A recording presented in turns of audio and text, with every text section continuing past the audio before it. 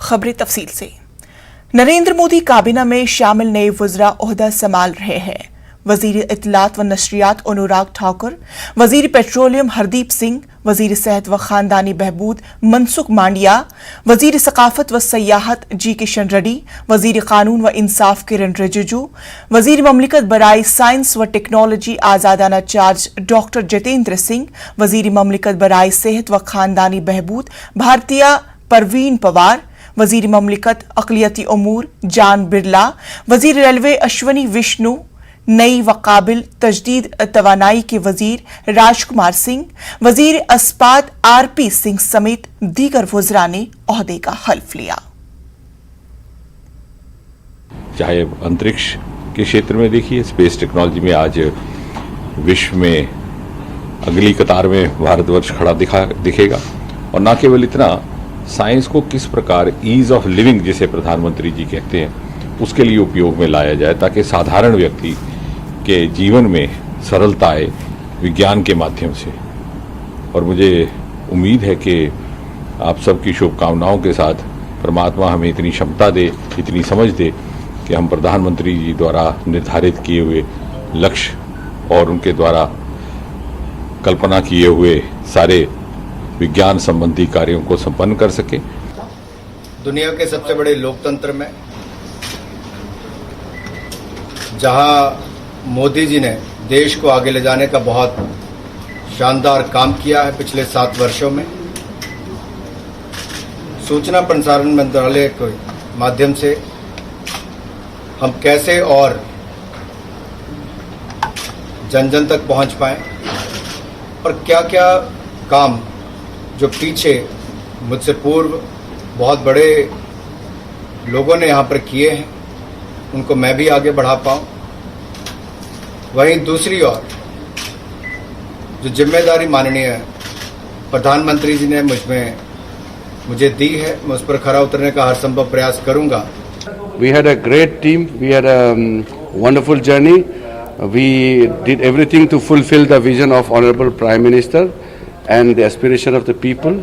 We tried everything to make India a great sporting nation. The journey will continue. It's a change of responsibilities. I'm shifting to a law and justice ministry, but the efforts which are going on in the Ministry of Youth Affairs and Sports will continue, and I just gave my best wishes to the team. And we will always be together as a team. We are part of the same team. And so what are your... I feel greatly honored and privileged by the trust that has been reposed by the Honorable Prime Minister, Shri Narendra Modi ji, who has included me as a member of his team and assigned to me the work of this important ministry, which was so ably led by Shri Dharmendra Pradhan ji till now. Somebody just asked me, what is your biggest challenge? And I said, my challenge is to try and fill those shoes and to continue the good work that he has done. The work of this ministry touches the lives of each and every citizen in so many ways, some directly, some indirectly. वजीर तवानाई R K Singh ने news 18 से खास बातचीत की। उन्होंने कहा कि वो एतमाद पर खरे उतरेंगे।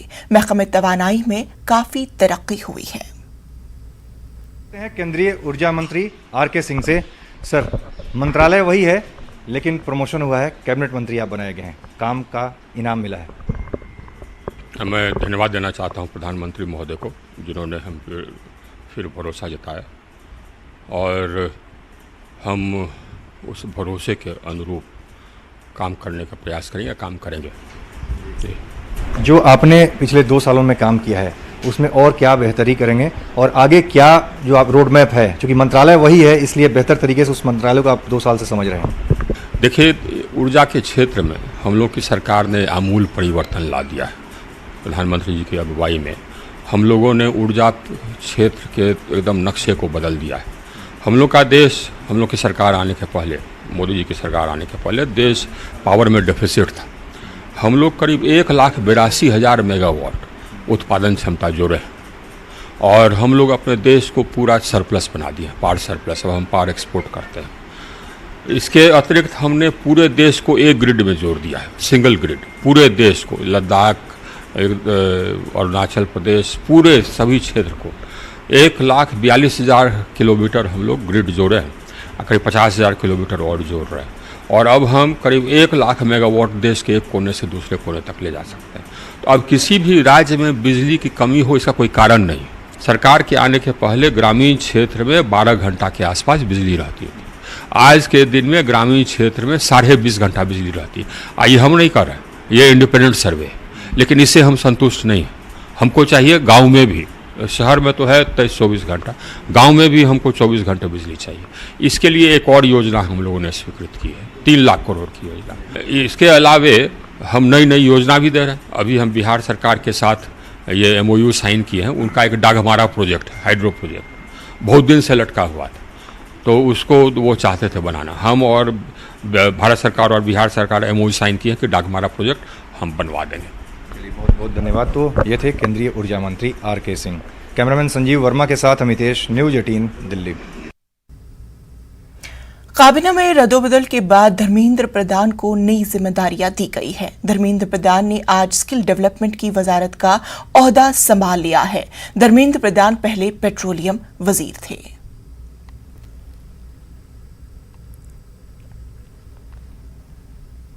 महाराष्ट्र के भिवंडी लोकसभा से 2 मरतबा लोकसभा इंतखाबात जीतने वाले कपिल पाटिल को मरकजी हुकूमत के काबीने में वजारत का ओहदा मिलने पर भिवंडी में खुशी का माहौल है। कपिल पाटिल ने अपने सियासी सफर का आगाज भिवंडी के ग्राम पंचायत से एक छोटे से गांव से किया था।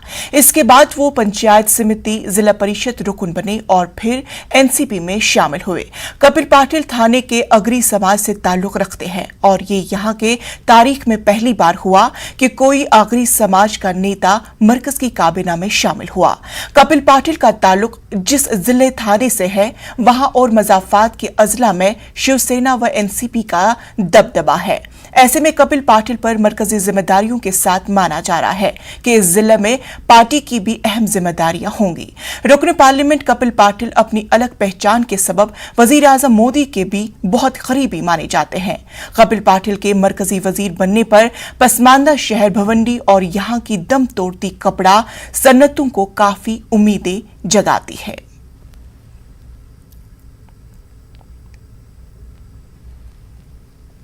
मगरबी बंगाल के रुकन पार्लियामेंट जान बिरला ने ममलिकती वजीर बराए अक़लियती उमूर की जिम्मेदारी संभाली है। बारला ने न्यूज 18 से बात करते हुए कहा कि उनकी कोशिश होगी कि अक़लियतों से जुड़ी मरकजी स्कीमों को अवाम तक पहुंचाया जाए ताकि अक़लियतों को इसका पूरा फायदा मिल सके। उन्होंने कहा कि उनका ताल्लुक से मगरबी बंगाल से है और उनकी पूरी कोशिश होगी कि मगरबी बंगाल की अक़लियत भी इन स्कीमों से पूरा फायदा उठा सके।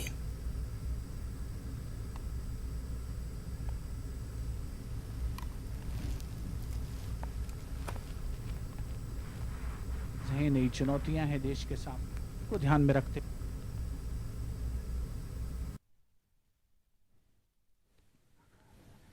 नई चुनौतियां देश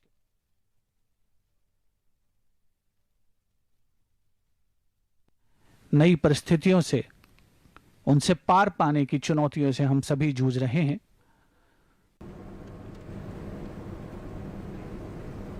मैं संघ के राज्य मंत्री के रूप में संपन्न की जा रही है। For his second term in May 2019, as per the extent Union Council of Ministers, Bhopal union carbide कारखाने के अहाते में बड़े 347 मैट्रिक टन जहरीले कचरे को हटाने और गैस हादसे की याद में मेमोरियल बनाने के सरकार के ऐलान के बाद भोपाल गैस मुतासरा की हुकूमत के खिलाफ तहरीक तेज हो गई है। गैस मुतासरीन के सख्त एहतजाज के बाद हुकूमत ने पहले टेंडर को मनसूख कर दिया है और नया टेंडर जारी करने का फैसला किया, लेकिन गैस मुतासरीन हुकूमत के फैसले को गैस मुतासरीन के वसी मुफाद के लिए लिए नाकाफी मानते हैं।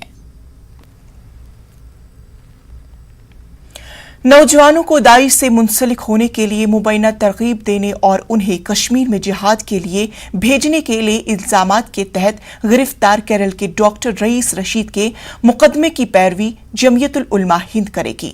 डॉक्टर रईस रशीद की जमानत पर रिहाई के लिए जमियतुल उलमा हिंद की दरख्वास्त दिल्ली हाईकोर्ट में दाखिल की गई है। जमियतुल उलमा के सदर मौलाना अरशद मदनी ने कहा कि नौजवानों की जिंदगियों को तबाह व बर्बाद करने के लिए दहशतगर्दों को एक हथियार के तौर पर इस्तेमाल करने का खेल बदस्तूर जारी है, जिसके खिलाफ बरसर पैकार होना जरूरी है। सीनियर सहाफी व शायर जिया अब्बास नजमी का मुख्तसर अलालत के बाद इंतकाल हो गया। वो मकामी अस्पताल में ज़ैर इलाज थे। वो 63 बरस के थे। जिया अब्बास के इंतकाल से अदबी हलके में गम का माहौल है। दरगाह हजरत विलायत शाह के कब्रिस्तान में उन्हें सुपुर्द खाक किया गया। उनके पसमानदा में एक बेटी और बेटा है। जिया अब्बास नजमी अच्छे शायर और नाजिम थे। जश्न अली अकबर के उन्वान से तहरिया महफिल का इनाकाद कराते थे। मुख्तलिफ अखबारात से भी वो मुंसलिक थे।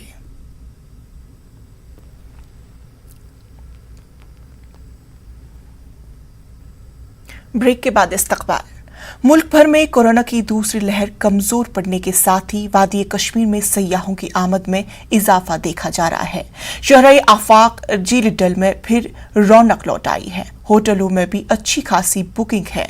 महकमे सयाहत इसे खुशाइंद शुरुआत करार दे रहे हैं। पेश है हमारे चीफ कॉरेस्पॉन्डेंट परवेज भट्ट की ये खास रिपोर्ट।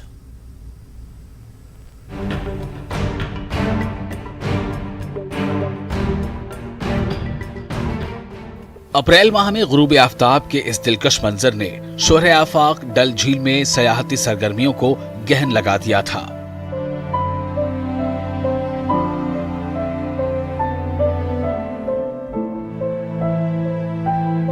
सयाहत के सीजन पर शगुफ्तगी का रंग चढ़ ही रहा था कि कोरोना वायरस की दूसरी लहर और लॉकडाउन की वजह से अचानक सब कुछ सुनसान पड़ गया। सयाहों की आमद सिफर होने की वजह से डल वीरान नजर आ रहा था। कोरोना की दूसरी लहर कुछ कमजोर पड़ने के साथ अब दोबारा सयाहों की वादी आमद का सिलसिला बढ़ गया है। गुलमर्ग, पहलगाम और डल झील में खासी तादाद में सयाह पहुंच रहे हैं। डल झील में मौजूद शिकारों में फिर सयाह लुत्फ ले रहे हैं।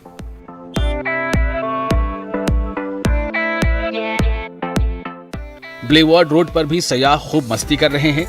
मुल्क भर में शदीद गर्मी की लहर के सबब भी काफी तादाद में सयाह कश्मीर का रुख कर रहे हैं। ये टेंशन की बात ही नहीं है, सब बढ़िया ही है, कोई भी टेंशन नहीं है। आ जा सकते हैं। गवर्नमेंट ऑल्सो, पब्लिक भी बहुत सपोर्टिव है, आ सकते हैं, कोई बात नहीं।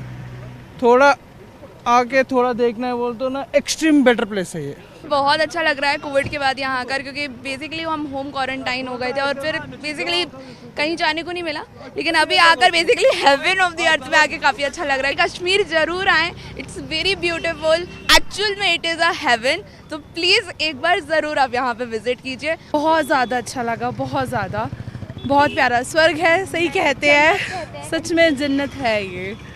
मुझे बहुत अच्छा लगा। हम पहलगांव गए, पहलगांव भी बहुत ज़्यादा अच्छा लगा और वहाँ पे मौसम बहुत ज़्यादा अच्छा था, बारिश वगैरह हुई। यहाँ पर सब अपने हैं, सबसे मिलिए, देखिए आन करके, सभी चीज़ें यहाँ बहुत अच्छी लगी हम लोगों को। जन्नत कहा जाता है। जी, जन्नत कहा जाता है, बिल्कुल सही बात है, जन्नत है ये, जन्नत का दूसरा नाम है। रोजाना कम से कम 1200 सयाह बजरिया तैयारा ही कश्मीर पहुंच रहे हैं। ऐसे में मुख्तलिफ सयाहती मकामात पर होटलों की बुकिंग में भी इजाफा देखा जा रहा है। स्टार कैटेगरी होटल फुल हैं। ए कैटेगरी होटलों में 40 से 50% बुकिंग है। हाउस बोट्स में अगरचे अभी तक फुल बुकिंग नहीं है, ताहम रिजर्वेशन के लिए इनसे काफी तादाद में लोग राब्ता कर रहे हैं। सयाहत से जुड़े लोग उम्मीद कर रहे हैं कि वादी में अमन कायम रहेगा और ज्यादा से ज्यादा सयाह कश्मीर की सैर पर आएंगे। हमारे पास अभी 1100 से 1200 टूरिस्ट बाय एयर अराइवल है अभी हमारा श्रीनगर में, तो इट लुक्स प्रॉमिसिंग। टूरिस्ट है। आने वाले दिनों में अगर हमारा कोविड सिचुएशन ठीक रहा, होपफुली टूरिस्ट आने शुरू हो जाएंगे, ज़्यादा से ज़्यादा टूरिस्ट आएंगे। जो हम पिछले 5-10 दिन से यहाँ पे थोड़ी सी रौनक देख रहे हैं, उसका हम वेलकम कर रहे हैं। अगर कश्मीर में अमन है तो पूरे खत्ते की और पूरी दुनिया में अमन है। और इस चीज़ को मद्देनज़र रखते हुए गवर्नमेंट से तवक्को करते हैं कि ज़्यादा से ज़्यादा इजाफ़ा दिया जाए, प्रमोशंस में इजाफ़ा दिया जाए और यहाँ पे ज़्यादा से ज़्यादा टूरिस्ट आए, जिसके हम मुंतज़िर हैं। सियाहती शोबे को वापस पटरी पर लाने को एलजी इंतजामिया ने तरजीहात में रखा है। महकमा सियाहत इस बात को यकीनी बना रहा है कि सनत से जुड़े तमाम अफराद को वैक्सीन लगाया जाए।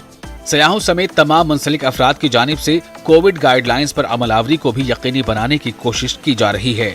महकमा सियाहत के सेक्रेटरी का कहना है कि खासी तादाद में सयाहों की वादी आमद एक खुशाइन शुरुआत है। इन्हें उम्मीद है कि आने वाले दिनों में इसमें मजीद बेहतरी आएगी। और उसके अलावा स्ट्रिक्टली कोविड प्रोटोकॉल्स इम्प्लीमेंट हो रहे हैं। ख़ासकर जो हमारा ट्रैवल ट्रेड है, जिसका भी इंटरफेस एक टूरिस्ट के साथ होता है, उसके साथ हम उनके सब के लिए हमने बहुत कैपेसिटी बिल्डिंग प्रोग्राम्स भी उनके साथ मिलके गए हैं। लोगों में from all over the country ये कॉन्फिडेंस बिल्डअप हो रही है to come and start visiting Jammu and Kashmir again. We are very hopeful that post second wave also we will have a very good season.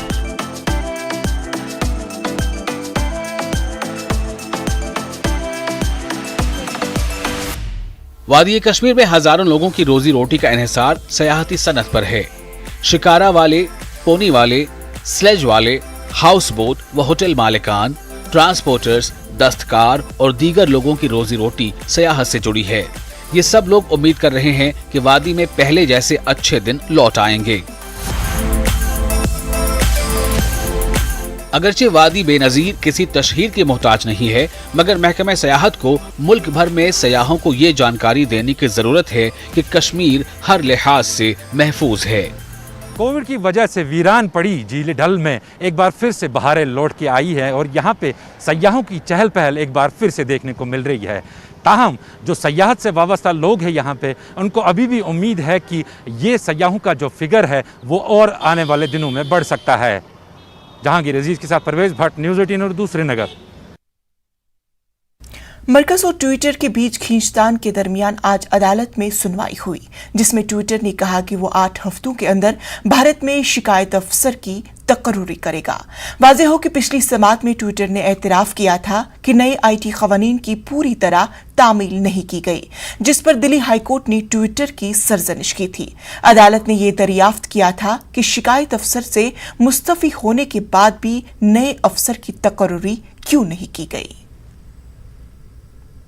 Blogging site Twitter ने Delhi high court में नए IT rule में compliance अधिकारी की नियुक्ति के मामले में सुनवाई के दौरान दिल्ली हाई कोर्ट को जानकारी देते हुए बताया कि वो 8 हफ्ते के भीतर भारत में ग्रीवांस अधिकारी की नियुक्ति कर देगा। हालांकि ट्विटर के वकील ने दिल्ली हाई कोर्ट में दलील देते हुए ये भी कहा कि उन्होंने थर्ड पार्टी के कॉन्ट्रैक्ट के जरिए एक अतिरिक्त कंप्लायंस अधिकारी की नियुक्ति अभी कर रखी है, जिसकी जानकारी उन्होंने प्रौद्योगिकी मंत्रालय को दे रखी है। बहरहाल इस पूरे मामले में पिछले सुनवाई के दौरान दिल्ली हाई कोर्ट ने ट्विटर के वकील को फटकार लगाते हुए ये कहा था कि जब अब इस पूरे मामले की सुनवाई होगी तो ट्विटर के द्वारा कोर्ट में ये जानकारी देनी होगी कि नए आईटी रूल के मुताबिक ट्विटर कब तक भारत में ग्रीवांस अधिकारी की नियुक्ति करता है। बहरहाल दिल्ली हाई कोर्ट में ट्विटर की तरफ से यह जानकारी दे दी गई है कि वो 8 हफ्ते के भीतर भारत में ग्रीवांस अधिकारी की नियुक्ति कर देगा। कैमरामैन रमेश रत्नाकर के साथ सुशील पांडे, न्यूज़ 18 दिल्ली। कोरोना वबा के दौरान बाहमी इमदाद व इन्हसार का जज्बा मुस्तहकम हुआ है। मुल्क इस वबा से मुत्तहिद होकर मुकाबला कर रहा है। टीकाकारी के ऐलान के बाद हम बेहतर ताउन करें, जिससे हम कोरोना को मात देने की जानिब कदम बढ़ा सके। नेटवर्क 18 इस मुहिम में हर कदम आपके साथ रहेगा। जब तक सभी महफूज नहीं, तब तक कोई महफूज नहीं होगा। और इसी सोच की बुनियाद पर हमारी मुहिम संजीवनी का मकसद ये यकीनी बनाना है कि वैक्सीन पाना सभी हिंदुस्तानियों का हक है।